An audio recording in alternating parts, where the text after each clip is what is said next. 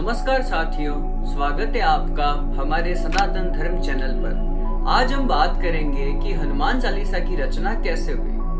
हनुमान चालीसा की रचना गोस्वामी तुलसीदास जी ने करी थी। आज हम इसी को जानेंगे। एक बार गोस्वामी तुलसीदास जी एक रास्ते से जा रहे थे और उन्होंने देखा कि एक ब्राह्मण की मृत्यु हो चुकी थी वहां पर और उसकी अंतिम यात्रा की तैयारियां चल रही थी।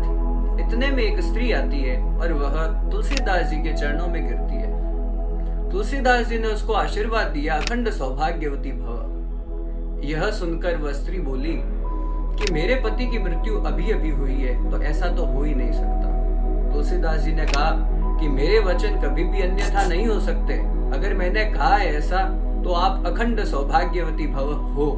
तुलसीदास जी ने सभी की आंखों को बंद करवाया और श्री राम नाम का जप करने को कहा। साथियों, हमें यह जानकर आश्चर्य होता है कि थोड़ी देर में वह ब्राह्मण जीवित हो गया। यह बात आग की तरफ फैलने लगी और यह बात अकबर के कानों तक पहुंची और पहुंचाई अकबर के वित्त मंत्री टोडरमल और भक्त कवि रहीम ने। यह सुनकर अकबर ने तुलसीदास जी को दरबार में उपस्थित होने का हुक्म दिया, लेकिन श्री राम के भक्त गोस्वामी तुलसीदास जी, जो कि अपनी काव्य रचना में लीन थे, उन्होंने अकबर से मिलने का मना कर दिया। यह सुनकर अकबर क्रोधित हुए, उनका अहंकार चोटिल हुआ। उन्होंने जबरदस्ती सैनिकों को भेजकर तुलसीदास जी को जैसे तैसे दरबार में बुला लिया और उन्होंने तुलसीदास जी को कहा कि आप मुझे कोई चमत्कार दिखाइए।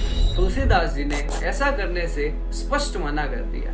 उन्होंने कहा कि मैं किसी को भी चमत्कार नहीं दिखाता हूँ, मैं श्री राम का सेवक हूँ। यह संपूर्ण विश्व श्री राम की लीला है। जो भी जीवन में होता है वह श्री राम की कृपा से होता है। यह सुनकर अकबर को अच्छा नहीं लगा और उसने तुलसीदास जी को फतेहपुर सीकरी की जेल में डाल दिया।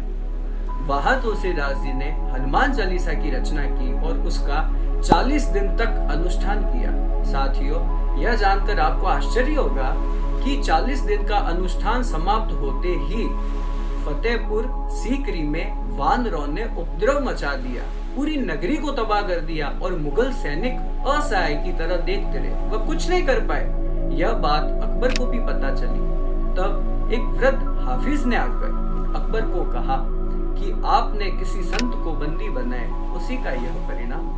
यह जानकर अकबर को बहुत आश्चर्य हुआ और उसने आकर तुलसीदास जी से माफी मांगी और तुलसीदास जी को मुक्त कर दिया। साथियों, जैसे ही तुलसीदास जी को मुक्त किया, वह वानरों द्वारा मचाया हुआ उपद्रव एकदम शांत हो गया। उस नगरी में वापस शांति आ गई। साथियों, यह कहीं सुनी बात नहीं है, यह इतिहासकारों द्वारा एकदम प्रमाणित बात है। ठीक है, भारतीय इतिहासकारों ने तो इसे सिद्ध किया है। उसके साथ ही कैम्ब्रिज यूनिवर्सिटी प्रेस द्वारा प्रकाशित warrior aesthetics and Indian empires ग्रंथ में विलियम पिंच तथा ऑक्सफोर्ड यूनिवर्सिटी प्रेस द्वारा प्रकाशित Hanuman tale the message of a divine monkey ग्रंथ में फिलिप लुटगेनफोर्ड जैसे रिसर्चर्स ने भी इसकी पुष्टि की है। साथियों, आप भी सनातन संस्कृति की ओर लौटिए और अपने जीवन को अच्छा बनाइए। हम आपको free of cost Bhagavad Gita, Vishnu Sahasranama इत्यादि कर्म सिखाएंगे।